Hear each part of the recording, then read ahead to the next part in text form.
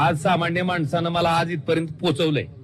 त्याच्यामुळं निश्चितपणे त्या माणसाचा मला वाटतं पहिला अधिकार आहे. तर त्यांच्याशी चर्चा करून मला जो काही राजकीय ठरवेल लोकांसाठी उपलब्ध असणारा कार्यकर्ता मला मला मला त्याच प्रश्नाचा शोध घ्यायचा आहे. त्या मला एक लक्षात घ्या, मी तुम्हाला एक सांगतो, पक्ष नेतृत्वाबद्दल कृपा करून तुम्ही मला म्हणू नका. शेवटी आमच्या कामावरच मत टाकणार होतो ना तुम्ही, पण का आम्हाला फेटाळलं? का आमची हेटाळणी, आमच्या कार्यकर्त्याची हेटाळणी का झाली? आणि एक लक्षात घ्या की प्रश्न आहे माझ्या मनाला, त्या लाखो कार्यकर्त्याला प्रश्न आहे की बाबा आम्ही निष्ठावंत होतो, आम्ही तुमच्यासाठी उभारलो होतो, आम्ही काम बरं असं काय ड्रग डीलर आणून उभा केला नव्हता मी.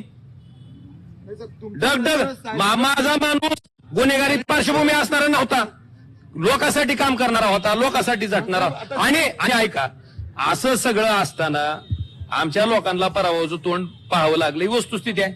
आणि तिनं राजकीय विरोधक तयार होत असतो, या एकमेव भावनेतनं मी त्या ठिकाणी राजकारणात आलोय.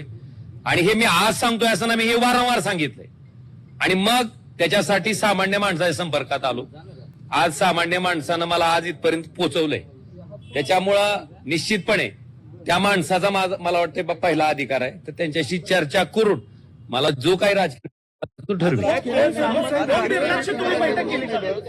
सामान्य नागरिकांनी तुम्हाला निवडून दिलेलं आहे, त्यांच्या म्हणण्याचं म्हणजे काय मान राखाल जर ते तयार झाले? तुम्ही एक लक्षात घ्या, सामान्य माणसाला मी काय काम करतो माझ्या मतदारसंघातल्या बरीच जणांनी, आता मी 4 दिवसापासून ऐकतोय, माझा निर्णय जाहीर केला नाही, पण माझ्या अख्ख्या कुटुंबाचा उद्धार काही लोक करतात, ज्याचा काही संबंध नाही.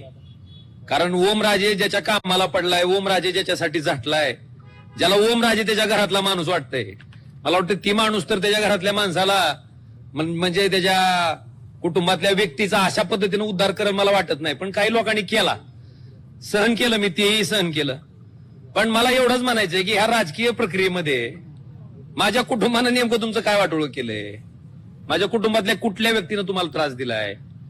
बरं, माझ्या निस्त्या चर्चेनं जर मी 3 दिवसात इतका वाईट होत असेल तर खरंच इतका वाईट आहे का मी?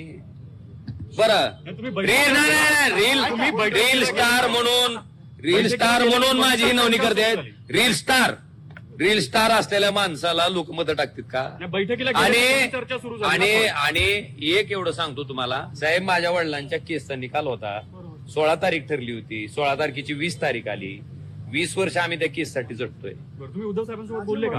मी आपल्याला एवढं सांगू इच्छितो की जो काही माझा राजकीय निर्णय आहे तो मी धाराशिवला जातोय, तिथं सगळ्याशी चर्चा करेन आणि माझा निर्णय जाहीर. फक्त माझी तुम्हाला एवढीच विनंती आहे की इथल्या सोसायटीतल्या लोकांना त्रास व्हायला नका.